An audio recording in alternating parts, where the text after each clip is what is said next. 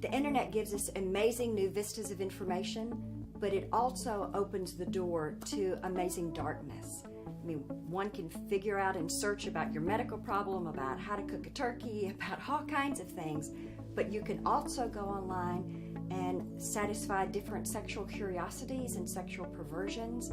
So it's an amazingly compelling now venue.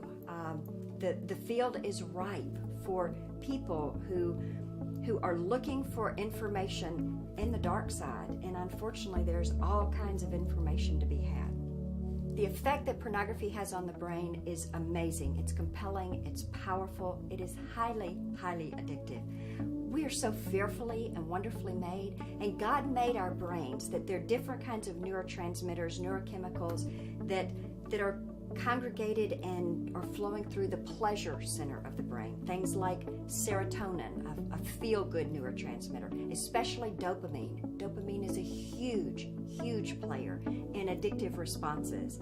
Things like endorphins, the body's natural painkillers. Oxytocin, that's what's released at skin-to-skin contact. All of these kinds of different neurochemical, neurotransmitter entities are being released around just sexual thought, not specifically even sexual activity is required, but just sexual thought.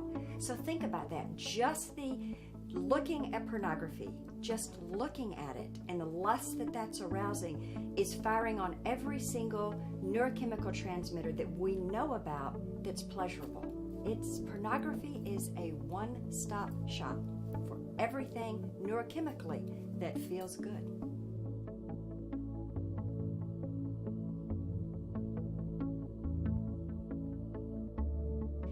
When it comes to internet, women do struggle with visual pornography, especially young women who are growing up in this really visually oriented society.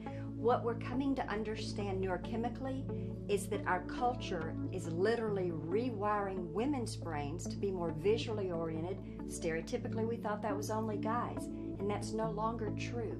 Women do struggle with that plain old visual-based pornography. What we do know statistically is that 1 in 3 visitors to an adult-oriented website is a female, at least 1 in 3. I really believe we'll come to understand that fully half of those who struggle with pornography are female. Almost no one's talking about it, no one's writing about it. Women themselves especially feel enormous shame around their sinful sexual behavior, around their own struggle with pornography.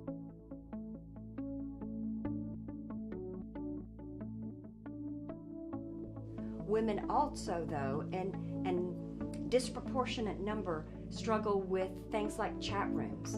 The problem with pornography and those kinds of things for women is often more pseudo-relationally based. So they're making those kinds of connections with individuals online, which introduces another whole level of problems. Women are much more likely to meet in person the people they've connected with online. So just think about that, the enormous risk that a woman is taking when she goes and meets a stranger that she's first connected with around pornography, around some kind of sexual chat room. The risks to her are enormous, and it's an exploding problem. I hear time and time and time again from a woman who calls Bethesda workshops, who has found out about my book, No Stones, or is calling me for help, and she says, Marnie, I thought I was the only one. That shame, that cry of her heart, I'm all by myself in this struggle. And women, you need to know you are not the only one. Millions and millions and millions of women struggle with their activity of looking at pornography. There is help and hope for you as well.